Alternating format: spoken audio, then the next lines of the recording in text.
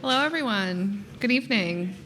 I'm Kara Carmack, the Assistant Director of Exhibitions and Public Programs here at the New York Studio School, and I'm honored to welcome you to our Spring 2024 Evening Lecture Series. We're thrilled to be joined this evening by artist Michele Oka Doner. A reminder to those in person on 8th Street to please silence all cell phones during tonight's event. We'll reserve time at the end for a Q&A with the audience. For those in the room, please raise your hand and I'll bring a microphone to you so our online audience can hear your question. For those of you online, you can submit your questions by clicking on the Q&A button at the bottom of your screen. Following the lecture, please join me and our guests downstairs in the clay room for light refreshments and to continue the conversation. The New York Studio School is grateful to the following funders for their support of the 2023-24 Evening Lecture Series: the National Endowment for the Arts, the New York State Council on the Arts, the New York City Department of Cultural Affairs in partnership with City Council, the Robert Lehman Foundation, the Samuel H. Kress Foundation, and many generous individual contributors. Now I'm beyond delighted to introduce our guest this evening. Michele Oka Doner is an artist whose work is fueled by a lifelong study and appreciation of the natural world, from which she derives her formal vocabulary. Her artistic production includes sculpture, drawing, public art, functional objects, video, artist books, and costume and set design. She's created numerous permanent art installations throughout the world, including Radiant Sight at the Herald Square MTA station right here in New York, a walk on the beach at Miami International Airport, and the entrance to the new Astronomy Museum in Shanghai. Her work is found in the collections of MoMA, the Met, Whitney, Art Institute of Chicago, the Detroit Institute of Art, the Louvre, V&A, and Michigan, Oxford, Yale, and Harvard University Art Museums, among others. She's received many awards, including those given by the UN Society of Writers and Artists, Pratt Institute, New York State Council of the Arts, and the Knight Foundation. She was the first artist in residence at the New York Botanical Garden and received an honorary doctorate from the University of Michigan, where she earned her undergraduate and MFA degrees. Oka Doner is the author or subject of numerous books, including Natural Seduction, Miami Beach Blueprint of an Eden, Human Nature, Everything is Alive, and Into the Mysterium. Born in Miami Beach, Oka Doner was recently designated Guardian of the City of Miami Beach's Great Banyan Tree and represents Miami Beach as Ambassador for Arts and Culture. Now please join me in offering a very warm welcome to Michele.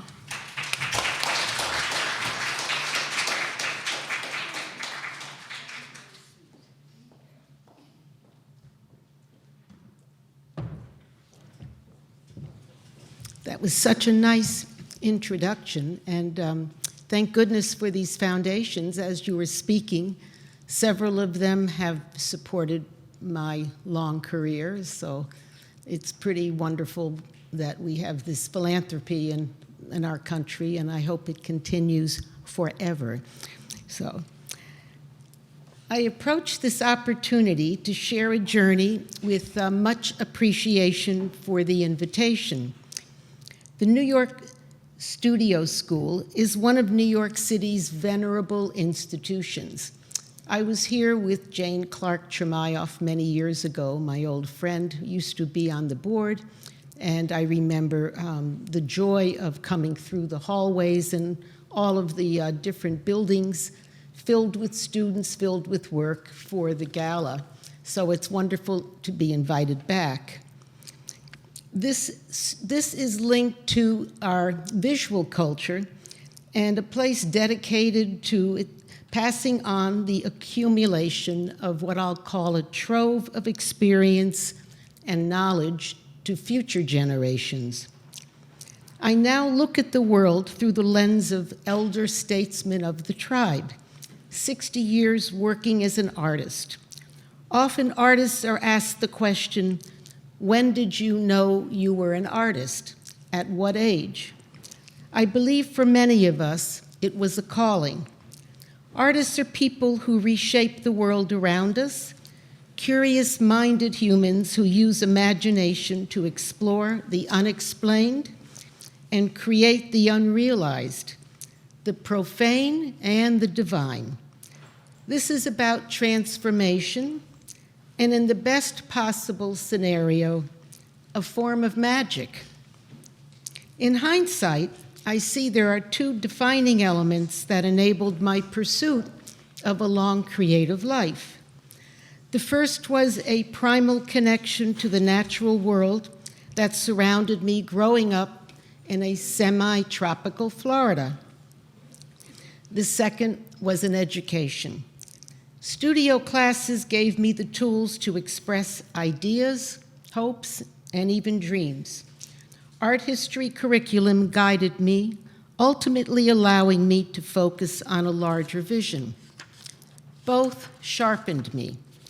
I learned how to make things and how the practice of mark-making by our species went from cave to cathedral to courthouse to private home. And also to behold the brilliance of this expression and the mastery. I am truly humble in the face of those who have taught me and came before me. That said, there was no designated school of art when I applied to college in 1962. I attended the School of Architecture and Design at the University of Michigan. Though co-ed, there was a quota on female admissions. Wonderful educator Howard Gardner, a professor at Harvard who revolutionized our understanding of intelligence, had not yet expanded the limited menu of intelligences understood at that time. Gardner took the only two intelligences recognized by educators, reading and math, and began to add the awareness of what I call the visceral and the primal. I was 40 years old when I first heard these two words put together, visual literacy. I felt alive in a whole new dimension. Then came spatial relationships. I had taken the ACTs for college entrance as well as the SATs and scored 100% on spatial relationships. The problem was I didn't know what it meant, and nobody around could explain it to me. Then came Gardner's concept of kinesthetic genius, possessed by dancers, athletes, and even surgeons, all of whom rely on muscle memory. Gardner continued to petition for even more understanding beyond the narrow boundaries of the past, and soon added emotional intelligences, interpersonal and intrapersonal. Most recently, he added an eighth intelligence that speaks to us this evening, one's ability to connect to the natural world. As we face the frontiers of ChatGPT and AI, it is critical that artists understand these legacies of intellectual heritage, that we name them and claim the gifts, birthrights from an ancestral past. Just as necessary, we must continue to uphold the value of education as it struggles through a painful but necessary revisionist history. The New York Studio School gets a gold star, by the way. In naming these gifts, we are invoking the Latin expression and truth, nomen est omen, naming is the omen. One of the outstanding images in art history depicts the Egyptian goddess Isis, who takes the form of a sycamore tree to nurture the pharaoh. He represents not a single entity, but an entire nation. I've been enchanted by this painting for a long time. I love the ecstatic branching that reaches up to the sky with tiny pear leaves and the human arms supporting a breast that is suckled. This ancient painting contains so many of the themes we hold close to our hearts in this room tonight. Thousands of years later, a connection to the sacred that is necessary for the human psyche, the notion of milk sap, maybe even the milk of human kindness, feeding community through its leadership, and the understanding that everything, bark and flesh, is alive. These core notions have informed my consciousness and thought process from the time I was very young. Like some of you here, my critical years were spent without a flat screen. By the time television appeared on Fairgreen Drive in Miami Beach, I was being nursed by a sacred tree, a banyan tree that grew across the street from my house. It was many-rooted, it was feral, and it was wild. It provided extensive canopy, a refuge where one can focus on the pulse of life. Hold on. Here we go. We'll go back. So I'm running in that one. I was always running around the tree. I've never stopped. Here. Now almost 100 years old, this banyan began life as a tiny seed. It was hand-carried in dampened blotting paper by Marion Fairchild, who happened to be Alexander Graham Bell's daughter, across the ocean from Java and planted in the newly established city of Miami Beach. I found this origin story recently in a book written by her husband, pioneer botanist David Fairchild. It was called Enchanted Gardens of the East. It felt like an Ancestry.com moment of discovery. Recently, the city of Miami Beach made me guardian of the great Miami Beach banyan tree. The mayor who bestowed the proclamation upon me asked if he could refer to the tree as my sister. The notion of connection to growing things, fertile soil, Mother Earth, is also our birthright. Even the built environment I grew up in provided mystery and provoked curiosity. They go fast. Bits and pieces of ancient coral existed in the warm waters surrounding the Florida Peninsula at the end of the last ice age. At one time, the entire state was underwater. You've heard that. Remains of the seafloor became hard rock. This beautiful brain coral was embedded in the public library I visited weekly every Saturday morning. It's now the Bass Museum of Art. Colonies of star corals, communities of finger corals, they all were enchanting me and embedded in the building. These ceramic heads from my late teens mimic the textures and patterns embedded in my mind's eye. And when I arrived in Ann Arbor to study, I found many kindred spirits. Several members of the faculty had come from Cranbrook Academy of Art, a seed pool of integrated thought through outside of Detroit. They were indoctrinated into the Scandinavian ethos by architect Eliel Saarinen. There was a reverence for materials, for the tree that lived before it became a table or a chair. They also brought a sensibility I'll call pre-industrial revolution. Nearby, at Chicago's Illinois Institute of Technology, a band of devotees to Mies van der Rohe and the Bauhaus had arrived in the Midwest as a result of the rise of fascism in Germany. Some of them sifted into Ann Arbor with similar notions of creating buildings, furnishings, fabrics, objects for living, with a singular vision. The idea of total integration of the arts was served up as a first course in all of the basic studios. The human hand was holding its value in the machine age. I was drawn to the ceramics department, the clay, soft and wet, malleable as the sand on Miami Beach. I was accustomed to building and shaping. That's me in the striped bathing suit, in case you haven't figured it out. That's my older sister. I'm still crawling on the beach. You'll see. My mother taught Latin, and though I never heard her speak it, I understood her fluency with Romantic languages was due to the fact she had this knowledge. A grasp of Latin is necessary for medicine, botany, many other disciplines. Clay, like Latin, is a universal language.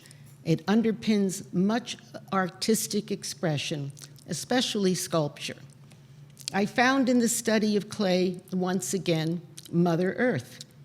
The white kaolin from Georgia, the ball clays from Tennessee and Ohio, and soon I knew the identification of the mines from which the clay was extracted, the oxides in the Earth's crust that provided the palette, the silica that fused in the fire to become glaze. This was geology in my hands, and a chemistry lesson using the scale to measure and construct formulas for clay bodies, slips, and glazes. Now, the question always comes, was I aware? Yes, I was. I was peripherally aware that clay was marginalized in the art world at the time, but I had long ago learned to follow my instincts and live in the service of my own curiosity. Though other students were focused on color field paintings, large-scale canvases with stripes, or welding I-beams that were a begrudging respect, there was a begrudging respect for the strange forms that emerged from my studio. One professor, Milton Cohn, from St. Louis, passed me by in the hallway and said, "Miss Oka, I understand you're a Jungian." I was 19 years old and not very certain what he meant. I looked it up and began to understand I was part of a long golden thread of seeking, wanting to understand, and connect the dots. I had entered the student and adult years, in the adult years of my life, in an age of irony, hence the pop, the neo, and postmodernism. I was not engaged in this or any other movement of deconstruction. I wanted to master clay, and through that discipline, I understood I could possibly master myself. So the School of Architecture had built something called the Unistrut, a research experiment in the school's inner courtyard to explore modular construction with steel. Now, steel was still relatively a new building material at that time. If you remember, not until maybe the 30s was steel used in buildings, and so in Miami Beach, for example, the walls were so thick and you couldn't go up very far. So I had never seen anything like exposed bones of a building or this effort, and it aroused my interest and it provoked many questions and actually became a point of departure. I was able to draw a parallel between a mollusk excreting its home, the small crabs I saw on the beach carrying their homes on their backs, and humankind creating adobes from mud and other so-called primitive buildings. Now I'm jumping ahead a little because many years later I created this thing called Miko, a cave-like sculpture in City Hall Park in Doral. I wonder if I ever would have thought to do it without the Unistrut hitting me in the face at 17. This is now used as a performance space as well as a shelter from the sun. I had been asked to give a physical identity to a newly incorporated city, the city of Doral. In fact, the developer asked me to give it a soul. He was really nice. It was like a Wizard of Oz kind of thing. He said, I can give it a head, I'm building a school, but I have no soul, and he didn't have a heart there either, but I hadn't quite told him. So, though a natural-looking form inspired by 2 pieces of bark detritus I picked up at the site, the sculpture was created with scans, 3D modeling, and cut into negative using a 5-axis CNC milling machine. It was the first time I merged the fields of art, landscape architecture, science, digital technology, and structural engineering. Most of all, those were all still in the School of Architecture and Design. Everything hadn't been spilled out into fragments. So Miko won many awards for engineering as well as becoming, and it is an icon of the city where Venezuelans have a diaspora, so I'm very pleased with it. I also went near the Everglades and hand carried all these lichen, which gave it, again, this feral and wild look. And here is the Miami Symphony Orchestra on a Sunday afternoon. So back to clay. My clay sculptures found an audience. A traveling exhibition brought them to Edinburgh, and subsequent Financial Times review had them on the front page of the paper. And then, let's see, what else? Yes, there's the Financial Times. There's the Generation, the campus magazine, with one of my ceramic masks for, this was a time of Vietnam protest, and everything I made seemed to fit what was going on, and it was wonderful to be really pulled into a vortex of student life because of my work as an artist. Now, the Today Show even is 1969. That's Aline Saarinen. And she was going on about the new art forms, and she had my work, the two tattoo dolls, and it's very funny. We borrowed the tape from, is it NBC? Yeah, NBC. And we haven't bought it from them yet because they're charging a lot of money. And who knows when I'll ever use it, but anyway, it is fun. And then, of course, I didn't watch television, and I was busy, so people had to call me up. And I go, what? How am I on the Today Show? So the other form that these clay pieces took was waves, the wave form, the repetitive nature. Just living on that beach for all those years really was having, I'd say, a third parent, if you think that I didn't call the tree my sister like the mayor. It was a second mother, and I always thought the beach was like a third.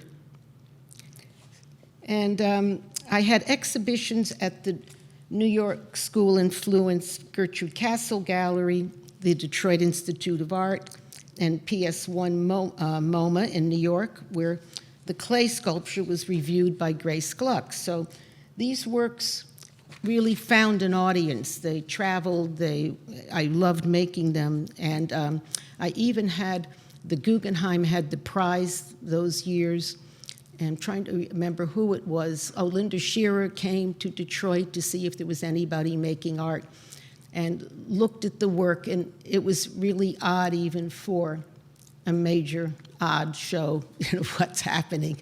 But somehow through, I think it was Lucy Lepard's book Overlay, here's seeds, I worked, this is a burial pieces. Somehow the forms kept being, I was pursuing them, and they kept finding their way out of my studio and out in the world. So this was really interesting, is the burial pieces, well here, the seeds were about hunter-gathering, but this is also something that was quite a moment in Detroit. There was a gallery called Gallery 7, and I was with Gertrude Castle, which was the New York gallery. She was showing de Kooning, she was showing, let me see who else she was showing. Well, all the great New York School people as well. And she gave me a show. When I graduated, I moved to Detroit. But it was all like stainless steel frames and very formal. And I kept going down the hall to Charles McGee. He had a Gallery 7, it was called. He was black artist, and he had 7 of these black artists got together and made a gallery. And he had a gunny sack man. He would come about twice a year from Africa, these big burlap sacks, and they'd spill all the trader beads. And Gertrude Castle and I would go down to see what he had, and she always bought blue glass. I always bought strange things. And so I decided I didn't want to have my work on pedestals. I wanted to try this idea of putting everything on the floor. So I said casually to Charles McGee, do you think I could have a show in your gallery? Well, he said, I'll have to ask Gertrude about that. I said, no, you don't have to ask Gertrude about that. You can if I want to do that, I can do that. I think I'm like, I'm still in my late 20s, and he was probably in his 60s at the time. And so was she. So these were two extraordinary people, really. But he did ask her, and she said that she didn't mind. So I ended up having this exhibition, Removing Pedestals. And what came out of that was an exhibition at the Detroit Institute of Art. Well, this is part you can't see in that pile, but here, I was studying bones. These are scapula. And then I built a smoking pit in my backyard, and you see that tank of propane. And then I had nobody around. I had read a book on raku firing.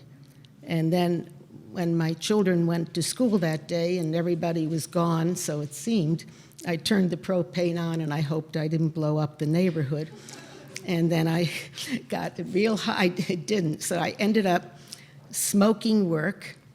And then I did those bones again with raku, which the raku was so beautiful because it left everything to chance, and chance was having a good time in the smoke. So these three pieces were in several exhibitions. They were in the Detroit exhibition Works in Progress, and they bought them, but they traveled to PS1 MoMA, and they were in several publications. And I think I was riffing on art history on the three goddesses always. And then this seed is from my first exhibition in New York. We moved here in the end of '81, and in '84 I had at 420 West Broadway an exhibition called On Growth and Form, based on the wonderful book by Darcy Thompson. And that seed, it's a seed, but it's not really. It's a Greek word, nomen, is when something replicates itself, but you can't see where it began and ended, which was a concept that fascinated me. So that was the first time I worked in bronze, because something that thick in clay would have blown up in the kiln. And I also, at the same period, was working on the origins of writing, the pictographs. And I started back a long time ago with these forms. Now, this work is from '57. I still have this booklet here, this International Geophysical Year. Does anybody here remember it or ever heard of it? So what happened was, in 1957, Sputnik went up. And that was the first satellite. And Americans were like, oh my gosh, it was the Cold War. And we used to go outside at night to see if we could see it even. It was so vivid. And I had a 7th grade assignment, so I was 12, to choose a project for a year. So I chose this International Geophysical Year, and I would watch the paper, or the National Geographic would come in, or anything I could find, and I collected it and made a booklet. And that's a smashed atom. So that experience came back to the writing, the pictographs. You can see the seeds. There's the smoked work. This is the Detroit Institute of Art North Court. So I was pulling together all these seminal interests and exploring them with clay, but I had added this smoking pit and a raku kiln. And it was really, it was a wonderful, I'd say, decade after college of exploring things that weren't available or I didn't know, I ever would do. So this is a recent glyphs that was at the Perez Museum. I had an exhibition there in 2016. And I took these little glyphs, little faces, little all kinds of things, animals, leaves, stars, because Tom Collins, who's now at the Barnes, who was the director and the curator, said, well, we'll choose 40 pieces, but you've got all this stuff in your studio that's so interesting. But the registrar will have a nervous breakdown if we try to bring all that. He said, after they pack up your studio, the 40 pieces, would you mind packing up some other things and we'll do a shadow exhibition? So this went into the shadow exhibition. And these glyphs are on the pedestals. He came back with pedestals, and I really didn't want to make a huge fuss. So instead I made my interesting paint and painted everything, and really did work. So the paint has iron in it, and it really has that earthy quality, and took the sharp edge and the art association away from the pedestal, made it look like an ancient landscape.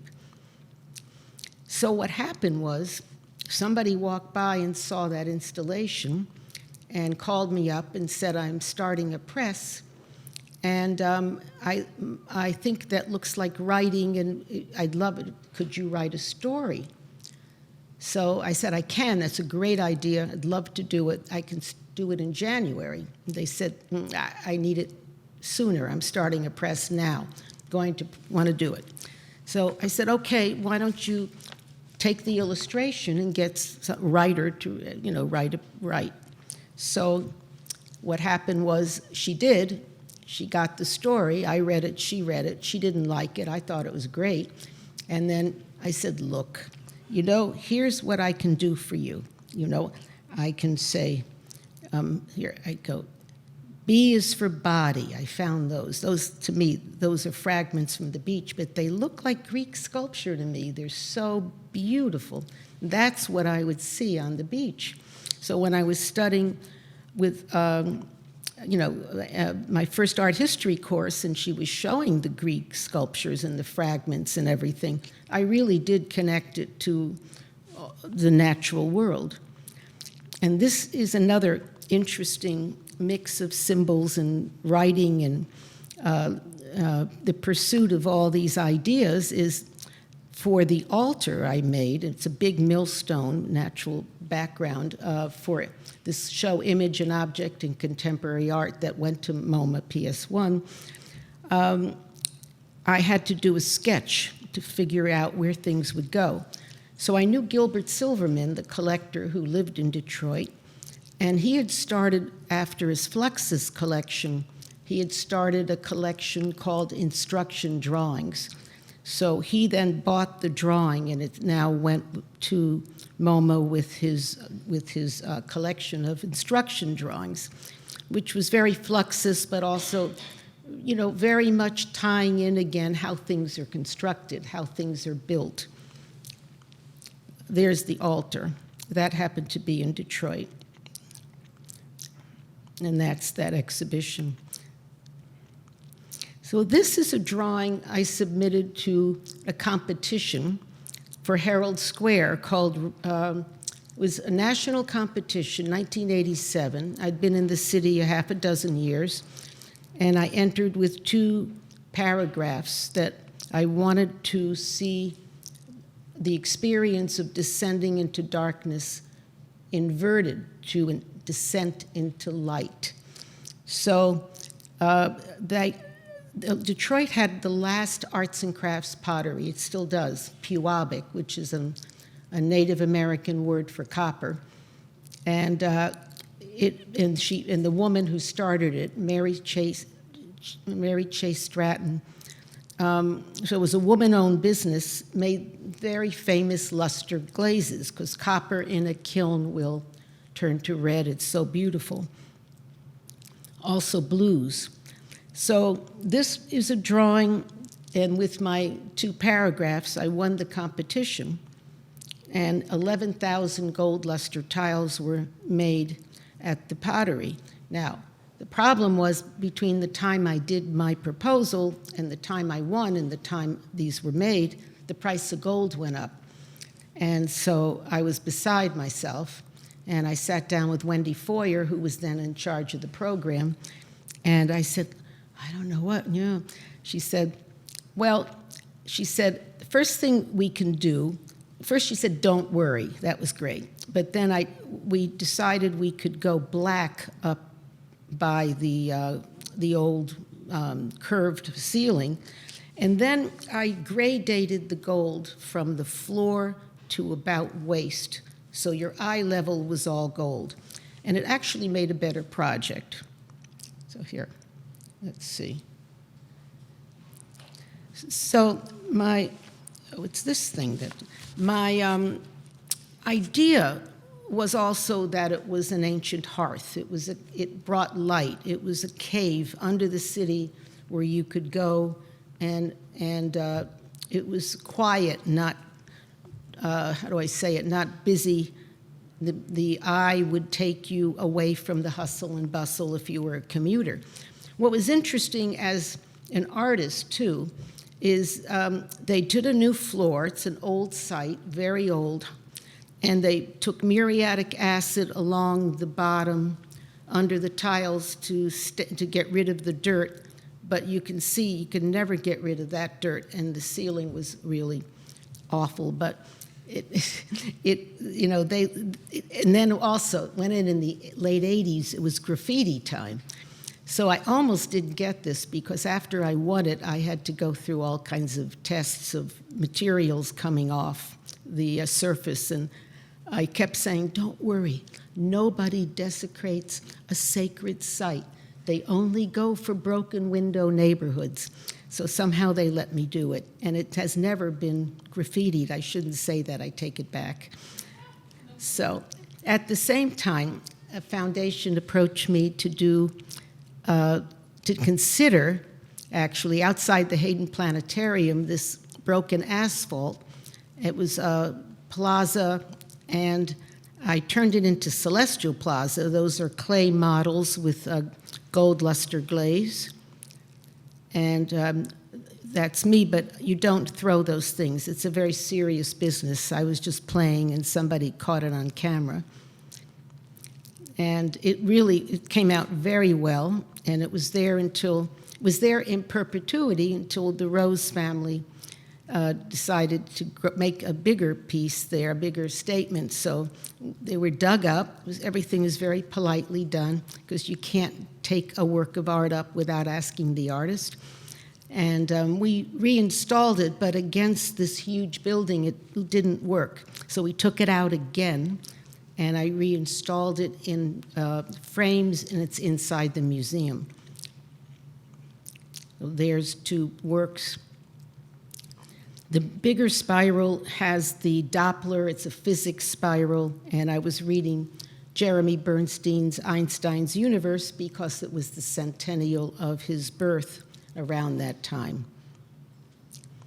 Now, this spiral is in the Miami airport, and this is about 55 feet in diameter, and I had never used terrazzo as a paint, but I had no choice because I had started work there, and it was the only airport in the United States, at least, that has a granite floor that's grandfathered in. But the American Airlines then wanted to expand, and they don't like black in Dallas. They wanted white. And then they said, "You're going to do it our way, or you can go back to New York." So everyone said, "Don't leave, do it their way." So I ended up having to install in white. Well, some of it worked out, most of it worked out. But then I had to join them when I got it back to black, which is a longer story. But I did. I managed to dissuade them. The real reason is not only do the bronzes don't pop, but the white marble aggregates from Alabama and Georgia are softer. You know, it's a younger part of our country, and I could just see the wheels of the luggage trolleys breaking down the white floor, where the dark floor I could guarantee was never going to crack.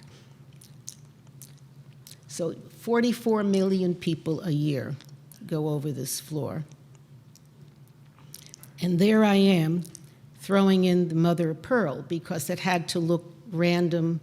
What I imagined was, what I went through was making these 9,000 bronzes over a long period of time, 25 to 30 years from start to finish.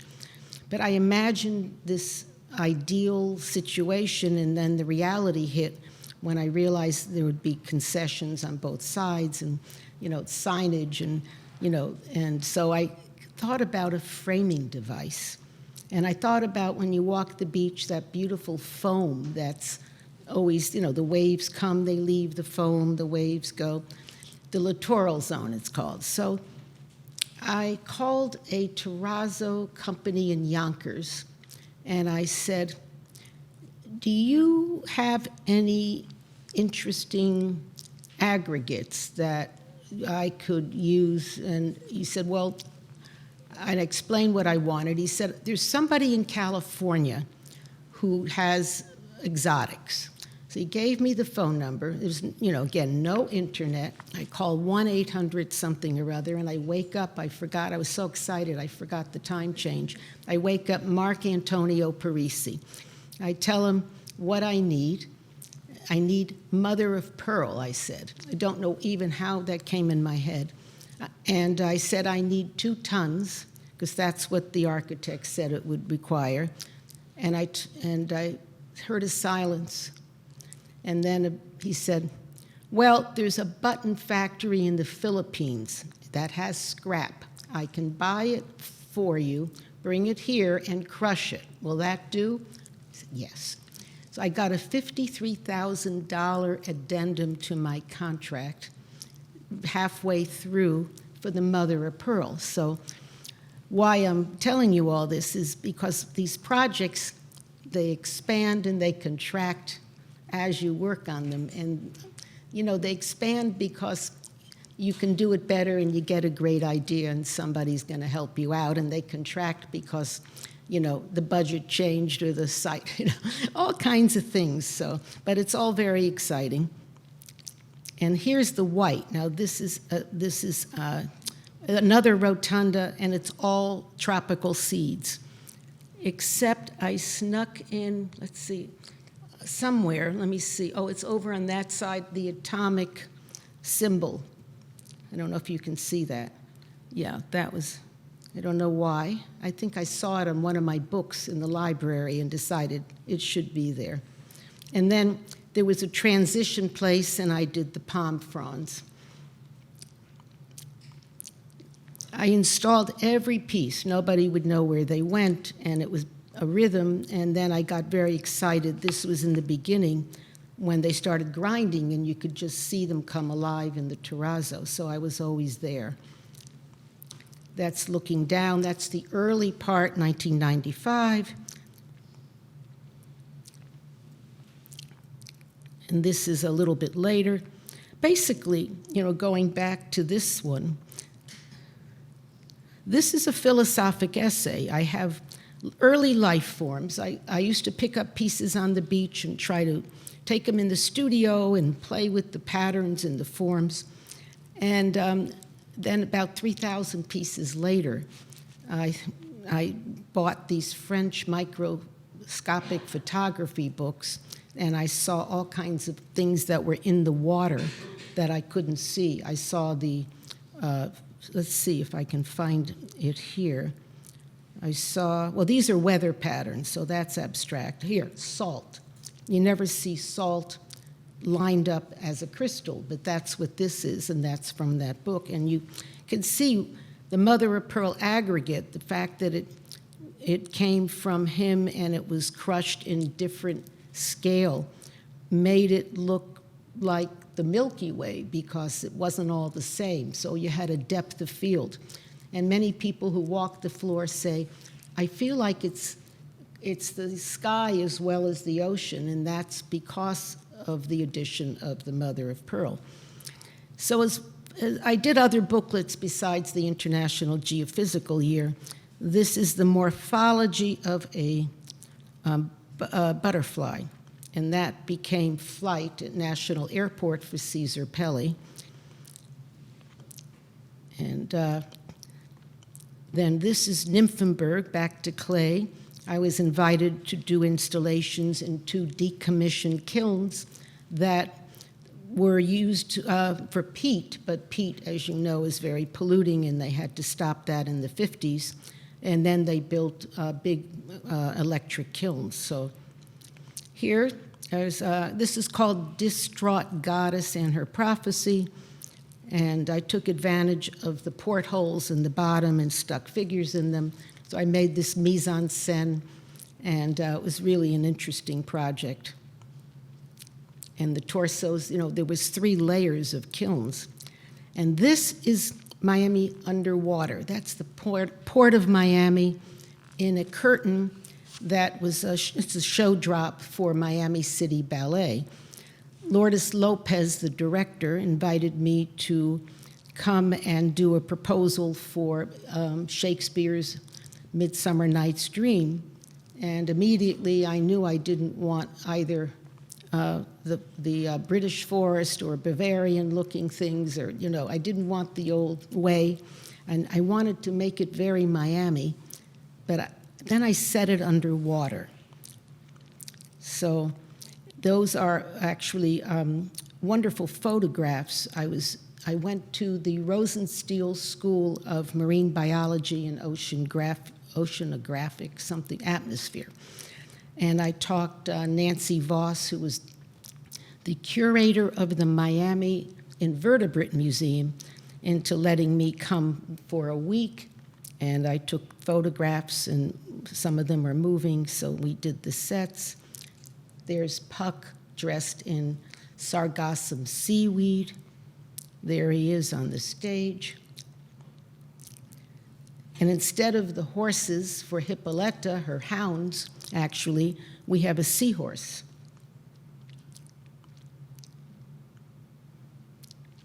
And Hippolyta's bow was a piece of bamboo I took from the Bamboo Man in South Miami and gilded it. So this is a foundry. This is more recent. I'm doing the patina for a piece for Malta that was commissioned for the new museum, Mikos, which will open in October. And it's there now. It's not in the museum, which isn't open. It's in the main square. So the contract went over to Malta Heritage. So we don't know how this will all end up, because it's facing here. I'll show you the Parliament. That's the Renzo Piano building. And the head of Parliament, called me and said, "What is this? I love it. Is it for sale?" So I said, well, it's over at Mikos. You have to talk to them. So now my contract is with them, and we have to figure it out. That's here. So let's go. So here is A Seed Takes Root. That's me. I'm a seed that took root. But the city of Miami Beach commissioned a book about the banyan tree. And so I went to Dieudonné Paper Mill. Have any of you ever been there? It's really a remarkable place in the Navy Yard. And this is part pulp and part organic material. And the pulp you can tint it. So I'd never seen a children's book made with this kind of illustration. So I took it on, and it's in its second printing, and it's really been joyful to share the experience of going up in a tree and hearing bird song and, hearing crickets and all, looking at a leaf, seeing it as veins, your hand has veins, all these things that I enjoyed doing and I still do. So this is also a tree. This is under a microscope again, from one of these microscopic books, photography. It's an aspen tree. And this is the 7-foot drawing of aspen under the microscope for a wall in aspen that went in about 1.5 years ago. It's cast bronze. And the house was set facing a concrete wall, and it's a retaining wall, and you can see the view was supposed to be the great mountain beyond it, but first you're looking into cement. So I always say I should have been a doctor, because I brought in to fix all kinds of things, sites that aren't working or need something, this was a given one of them. The first thing I wanted to do with the concrete, you can see on both sides, it's very gray, was to paint the wall with yogurt and buttermilk so that it would grow lichen, come alive. Everything is alive. It wasn't well received, let's say it that way. So then I know you cannot stain concrete, the sun, everything else, but this one company made stains. So there you go. You can see the stains behind it, and it worked. That was the first thing. And then secondly, we had to really make a texture and make these sculptural, real bas-relief. So there was something, because this wall is seen from every room in the house. So this is a zine. I brought some tonight that was commissioned by a foundation about beautiful Biscayne Bay, which is a jewel between Miami and Miami Beach. And I took it from, as part of an exhibition called The Third Day, which is in Genesis. On the third day, the earth brought forth grass. Thick meadows of seagrass once kept our waters clear. They were filled with marine life, tarpon, snapper, manatee, snook, grunt. The decline of seagrass began 2005 after twin hurricanes pounded South Florida. That was followed by persistent algae blooms. Corals and sponges were killed off, and the fish population shrank. That's the structure of it. And we go into the evolution of seagrass, and then seagrass releases a lot of oxygen, and the surrounding waters fizz. They actually fizz like champagne. So here, another daughter of Florida, Marjorie Kinnan Rawlins, who was an earlier escapee from New York, but not for tax reasons, left us with an eloquent message. She actually ran away from the patriarchy. Can you imagine that, in the 1930s? She was a writer and wanted to write, and she took up her life at Cross Creek. I don't know if any of you have ever heard of it or her, but she won a Pulitzer Prize for The Yearling. And she wrote and sent a message from, again, 100 years ago, a coda on what I have been thinking and saying this evening. She said so beautifully, "It seems to me that the earth can be borrowed, but not bought. It can be used, but not owned. We are tenants, not possessors. We are lovers and not masters. The earth belongs to the wind and the rain, to the sun and the seasons, to the cosmic secrecy of seed, and beyond that, to time." Thank you.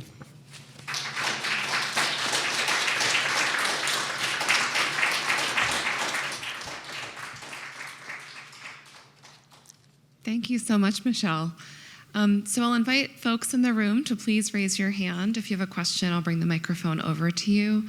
And those online, feel free to type your question into the Q&A. So do we have a first question for Michele?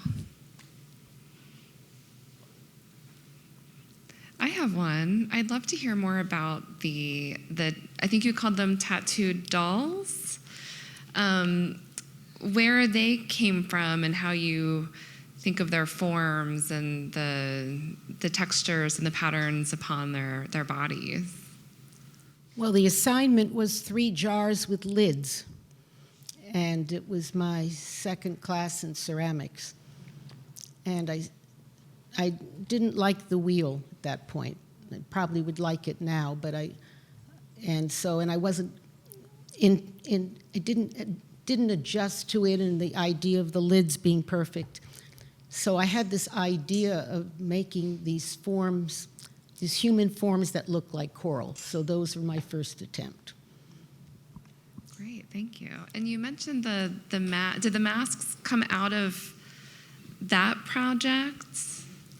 Yes, the masks also. These were early work. This was all in my late teens. And they left me alone, which the times were, as Dylan said, the times were changing. Mm-hmm. And the California art movement had started, and they were very aware, the professor, we had one from California, that things were not just going to be the Japanese, or Maya Grotel, who came with Saarinen from Cranbrook. She was a Finnish potter. She taught my teacher. And my teacher then had a Fulbright and went to Japan and studied with Sotsi Hamada, who was a national treasure. He actually brought him back to Ann Arbor for the 150th anniversary of the university. So the exposure to giants was really enormous. I mean, in a way unprecedented, because I don't know how, I guess today it does happen, but in those days that was pretty big. Great, thank you. Hi, Michelle. Do I recall that you had some experience in Ann Arbor in the film department?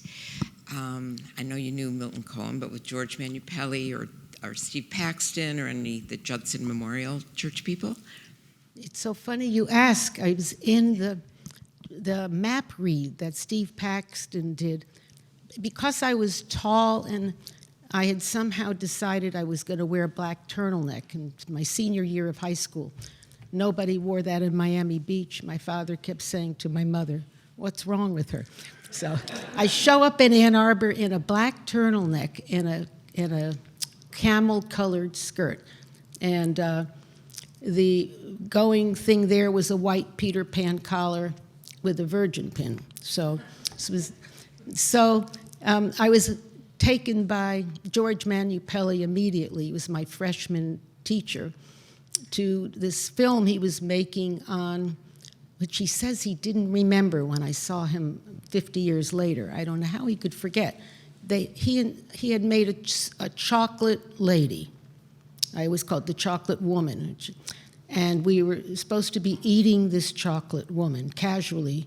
I don't remember if we had clothes on or not. It was something, that was what was happening. And then Al Loving Jr., my freshman drawing teacher, brought me to the Steve Paxton map read, and I remember I was Albuquerque.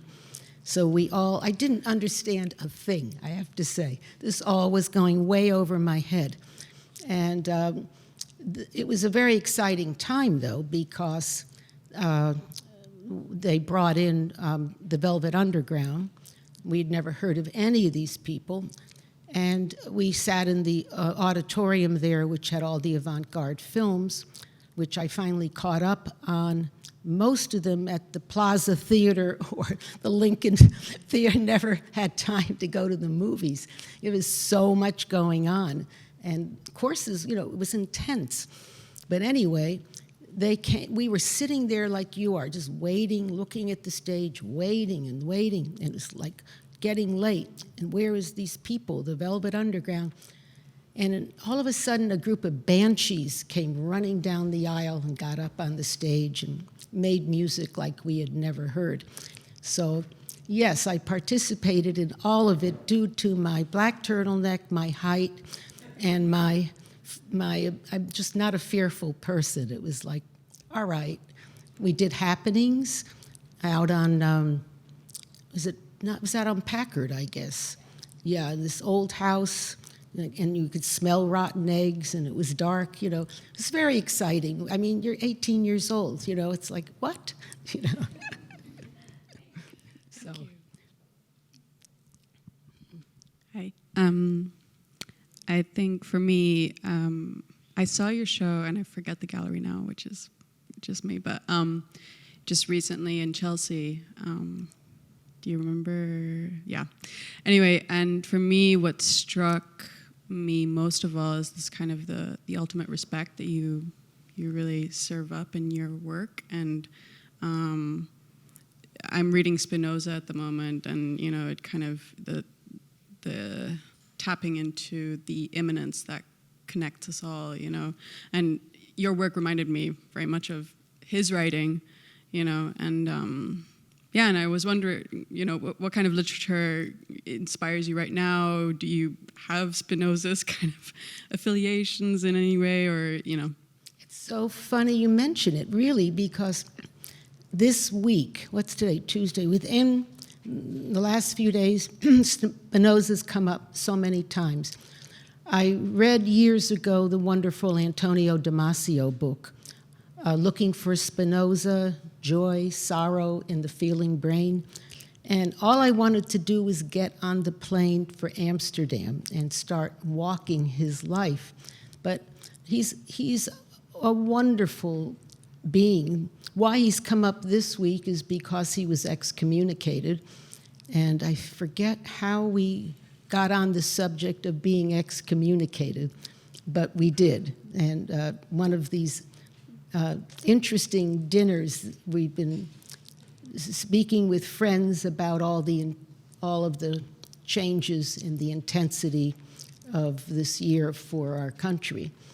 So yes, Spinoza's one of my great heroes, and that book I highly recommend. Thank you. What's been a project that has been just really incredibly meaningful for you to work on?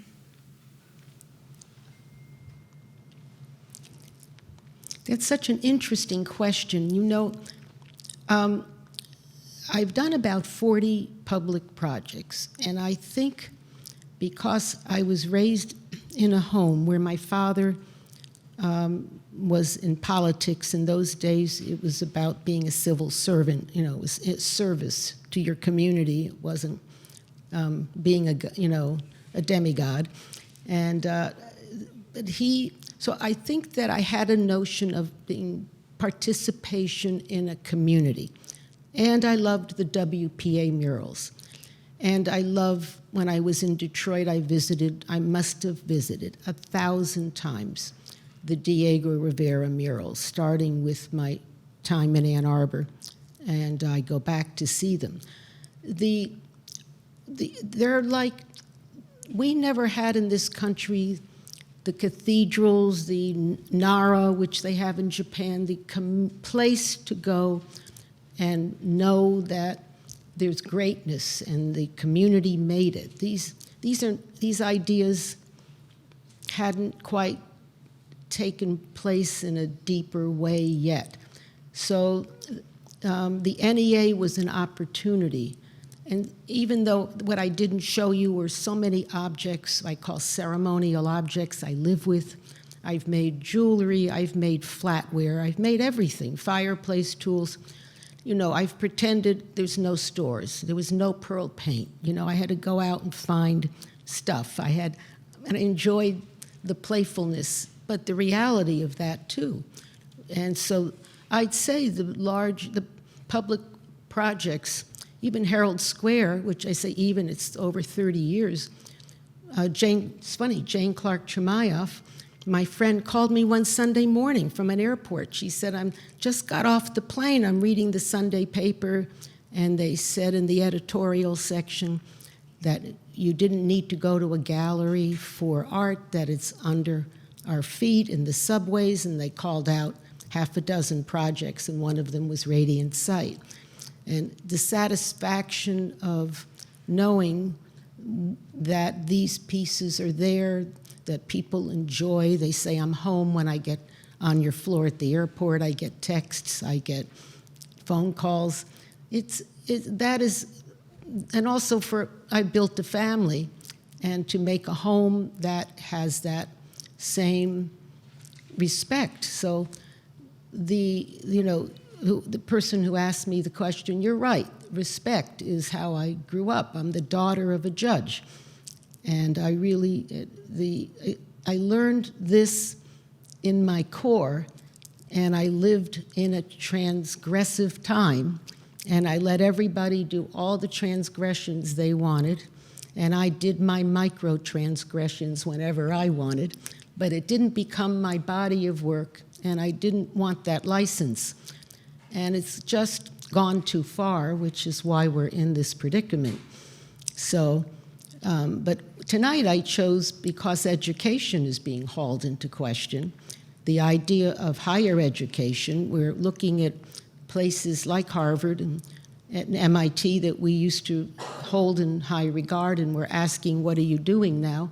So these are issues on my mind. So I think tonight I threw a bouquet back to my education.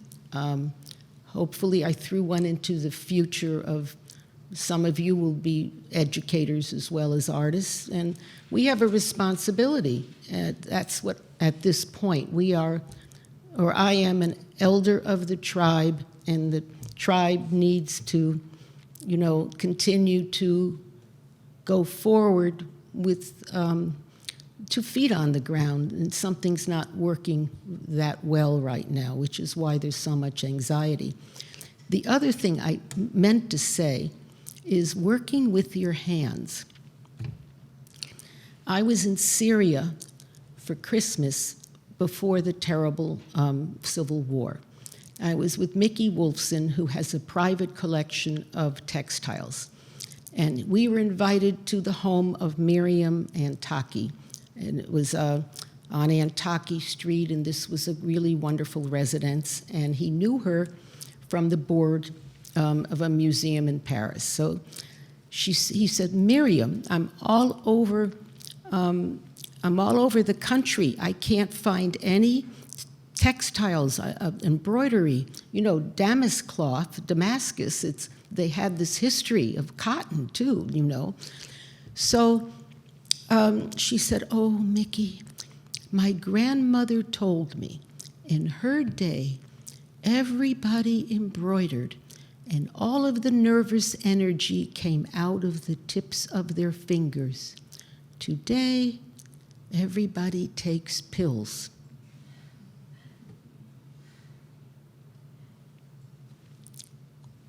Thank you very much, Michele. Do we have one final question? I think we're all very happy to receive the bouquet that you tossed us tonight, Michele. Thank you very much. Thank you.